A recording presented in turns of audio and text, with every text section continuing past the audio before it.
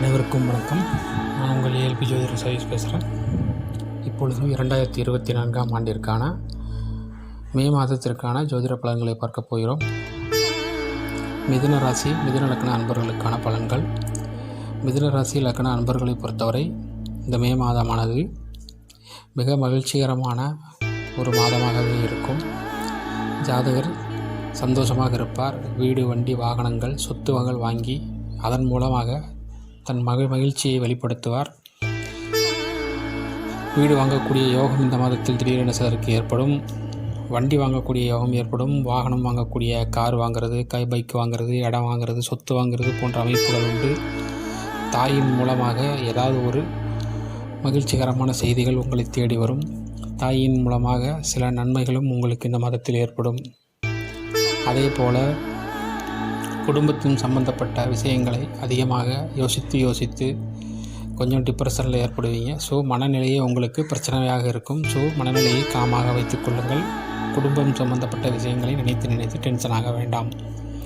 அதே போல் நிறைய முயற்சிகளை செய்கிறேன் அப்படின்னு சொல்லி வீணாக பணத்தை இழந்துடாதீங்க. விரயங்களை செய்து மாட்டிக்கொள்ள வேண்டாம்.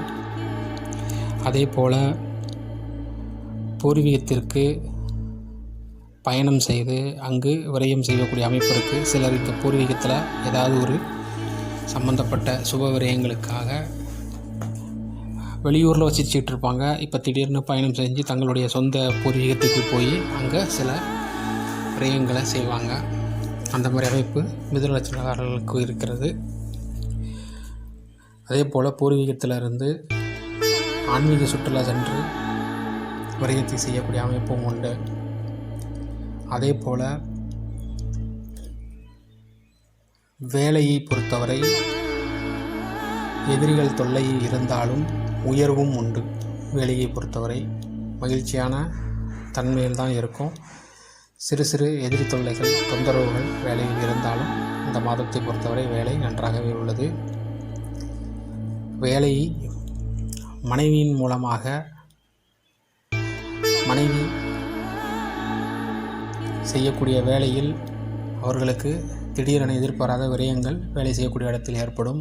கணவருக்கோ மனைவிக்கோ வேலை செய்யக்கூடிய இடத்தில் விரயங்களை சந்திப்பார்கள். சிலருக்கு வெளியூரில் வேலை செய்யக்கூடிய பாக்கியம் அமையும்.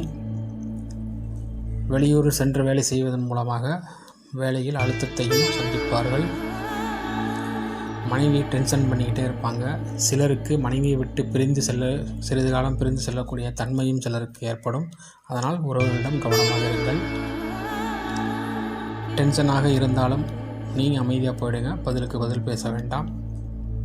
சண்டை போட்டு டென்ஷன் ஆகிக்கிட்டிங்கன்னா அது ஒரு சின்ன பிரிவை உண்டாக்கிவிடும். பெரிய பிரிவெல்லாம் கிடையாது, சின்ன பிரிவு தான். பிரிந்து செல்லக்கூடிய அளவுகள்லாம் பெருசாலாம் இருக்காது. விட்டுக்கொள்ளப்படக்கூடிய சண்டை நிலை தான் உருவாகும். அதே போல் தந்தையிடம் கவனமாக இருங்கள். இந்த மாதத்தில் தந்தையிடம் மிகப்பெரிய அளவில் சண்டைகளை இட்டு தீராத பிரச்சனையை தந்தைக்கும் உங்களுக்கும் இடையில் ஏற்படுத்தி கொள்ள வேண்டாம். ஸோ கவனமாக இருங்கள். தந்தையிடம் சண்டையிடுவதன் மூலமாக உங்களுக்கு வரக்கூடிய அதிர்ஷ்டத்தை நீங்கள் இழந்து விடுவீர்கள். ஸோ கவனமாக இருங்கள். இதுதான் இந்த மாதத்திற்கான மிதுன ராசி லக்னக்காரர்களுக்கான பலன்கள். மீண்டும் அடுத்த மாதத்தில் சந்திப்போம். நன்றி, வணக்கம். அனைவரும் வாழ்க வளமுடன்.